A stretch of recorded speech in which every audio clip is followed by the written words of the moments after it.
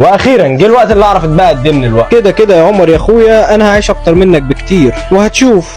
اكيد طبعا انا عايش اكتر منك، انت بتتكلم في ايه؟ يس، جالي 85 سنه. وانا جالي 75. مش قلت لك عايش اكتر منك يا عمر؟ ايوه يا دكتور. انا عايز اكلمك في موضوع يا عمر. اتفضلي. انت درجاتك بقت بتقل يا عمر، وانت كنت طالب نجيب، ده ايه سببه يا عمر؟ معلش اصل الفتره دي بقعدها كلها مع اهلي فمش عارف اذاكر خالص. طب وليه كده يا ابني؟ ده انت قربت من امتياز مرتفع، عايزاك احسن من كده يا عمر. ان شاء الله هعوض في كل حاجه. يا ريت بجد. ده انت معاك ايفون 24؟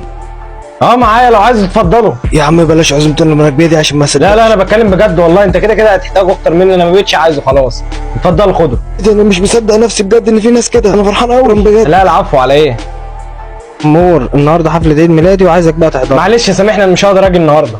ليه يا عمر، وانت وراك حاجه ولا ايه؟ ما انت فاضي يا ابني طول الوقت. معلش اصل عايز اقضي النهارده كله مع اهلي. يا ابني دي حفله مره في العمر، اقعد معاهم يا عمر في اي